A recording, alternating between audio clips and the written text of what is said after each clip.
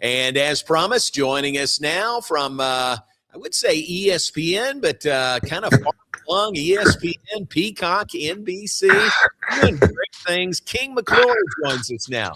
King, welcome to you. How we doing, J-Mo? Good. Is your business card, it just gets bigger and bigger with all the people you're working for?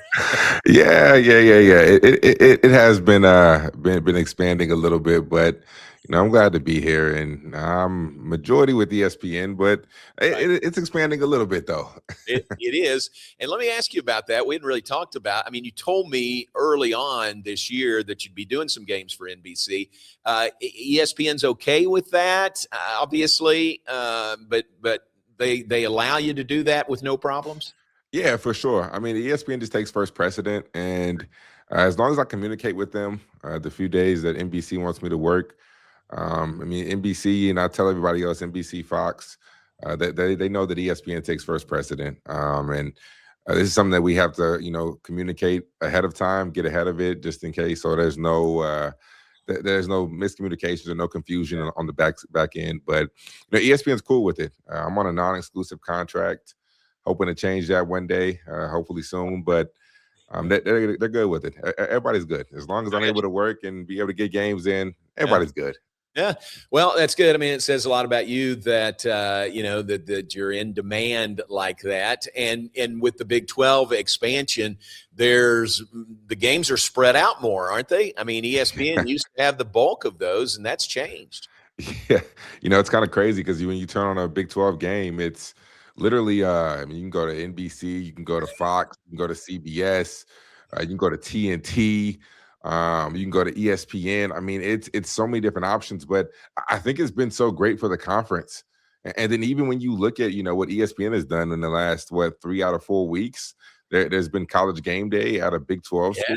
Yeah. I mean, the conference is doing an amazing job. Brett Yormark is one of the most creative innovators that I've seen, and he's doing a heck of a job as commissioner, and he's taking this conference to a different level. Yeah, he really has, and always something new. Like that floor we're going to see in Kansas City. You've seen that, right? Yeah, the floor is insane. I'm still a little confused on how it works, but I'm sure when I get there that I'll be able to get a better understanding of it. Yeah.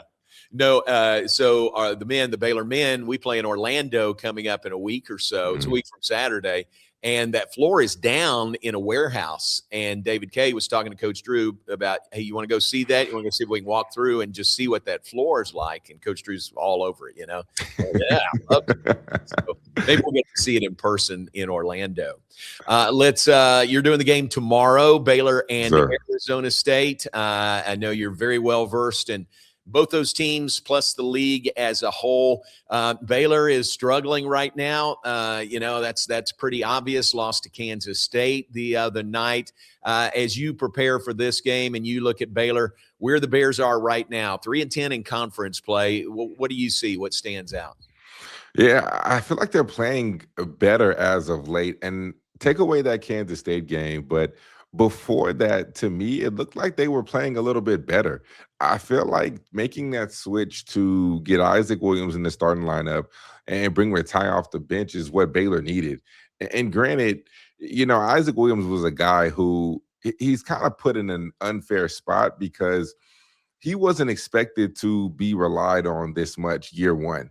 He was a guy that had the potential to, eventually get here, but it wasn't necessarily going to happen this fast. Yeah. And because of Rob Wright, whatever the situation that happened, because Baylor didn't have a point guard, Isaac Williams got thrown into this scenario. And I think he's done a pretty decent job actually, being able to rise up and step up in certain moments. But it's kind of unfair to him because he wasn't supposed to be there. So I think that Coach Drew, and that's one thing I know about him, he's going to try to figure it out. And I think that was the best thing for the team because they started playing better. However, the last game against Kansas State it wasn't a good representation. But before that, they genuinely I thought they were really playing better. Yeah, I agree completely. And the K-State game was almost an anomaly, and this is not an excuse, but there's all the stuff surrounding Coach Tang and Matthew Driscoll and all of that going on, and Baylor's the team that comes in with Driscoll's first game as the interim head coach. It was almost like a trap, set the other night, and Baylor couldn't get out of it. Yeah, that was all bad, and just the way Kansas State is handling Jerome Tang is all bad too. But yeah, it's definitely a trap game just because there's so many external factors going into that game. So you kind of get caught up in that in a little bit.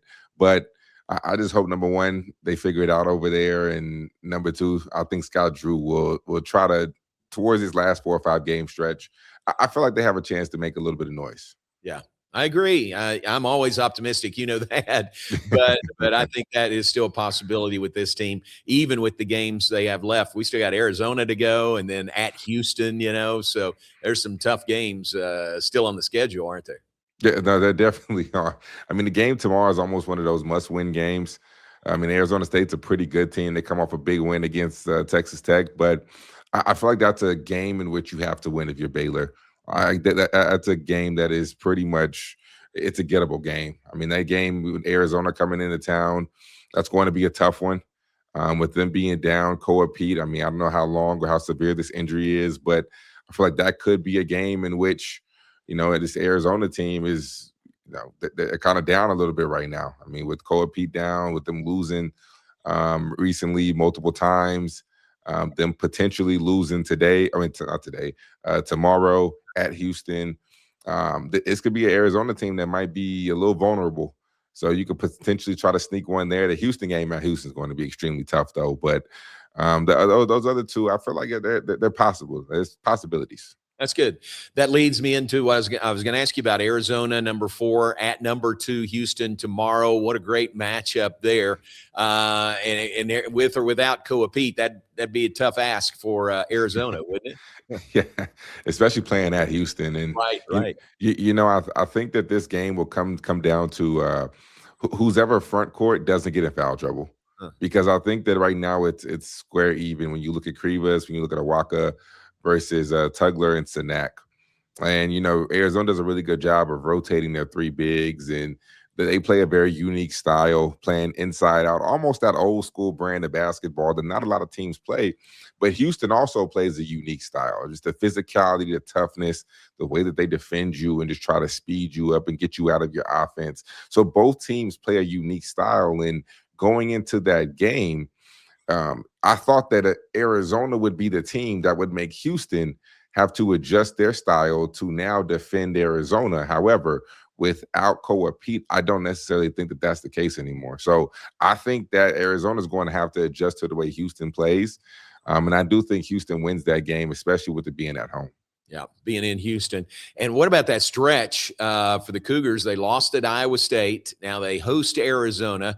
Then Monday they turn around and play at Kansas. How about that? 3 top 10 teams in a row for U of H. Yeah, it's tough, but that's what Kelvin Sampson prides himself on. And one thing I always say, J-Mo, is that culture travels. Yeah. So no matter where you go, as long as you have a culture, I think that remains consistent. So, Houston's one of those teams that I don't necessarily worry about when they go through these tough stretches because they have an identity, they know who they are, and they are not going to change for anybody. Yeah. They're still going to try to be the toughest team. We saw how that game in Allen went last year. It was insane.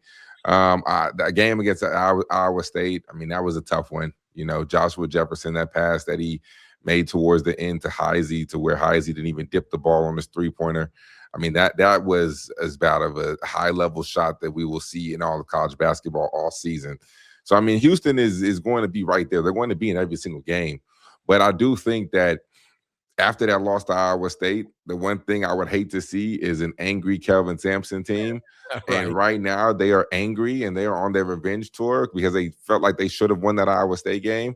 So I feel bad for Arizona and I feel bad for Kansas because I think the Cougars get both of these wins. Ooh, both of them. All right. Yeah, they get both of them. All there.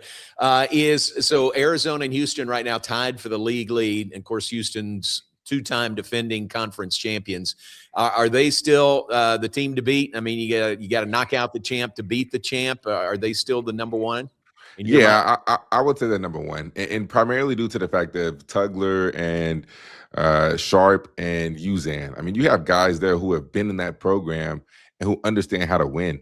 And I'm a big believer in guards help you win games, especially when it matters the most in March. And Uzan and Sharp understand what it takes to be able to win the biggest games because they got all the way there. They got to the championship. They weren't able to close it out, but they got there. So they understand what it takes. They understand what it means to win. They understand in big moments how to be able to perform, and they're not afraid of that moment because they have that experience. And Kingston Flemings, to me, takes Houston to a different level because, yes, LJ Cryer was good, and he was phenomenal for Kelvin Sampson, the Houston Cougar team. But what he wasn't was he wasn't a top 5 draft pick. So when you have a guy like Kingston Flemings, who you insert as a top 5 draft pick with Uzan, with Sharp, I definitely think that this Houston team is the team to beat for sure. Wow. All right. Very good. We'll watch that. Look forward to seeing you tomorrow at Foster Pavilion. Let you know this, your name, your face came up in pregame scout the other night when we were in Manhattan. So Coach Drew had pulled some pictures together showing these players kind of the history with Tang, with Driscoll, and our players, just kind of educating them on the history there. And so he showed some teams going back where they were coaching here, and one of those you were on there, and he pointed you out, and he said, "There's Ty Beard. Look at Ty Beard now." So it was pretty cool. Kind of a trip down memory lane as he did that with the current players. Yeah, no, for sure. And I just hope with that whole situation, Kansas State is in the wrong, and I'm gonna continue to say that they're in the wrong. And everybody knows that. So I just hope they make it right with Jerome Tang because we love him. He's still part of the family, and he means the world to us. And we wouldn't be Baylor without Jerome Tang. Yeah, amen to that. Agree with that completely. Well, you're part of the family too. I know you're neutral on the broadcast, but you're part of the family. Hey, and I really appreciate your time, and we'll see you tomorrow. Of course, anytime, J-Mo. Thank you, man. Appreciate it.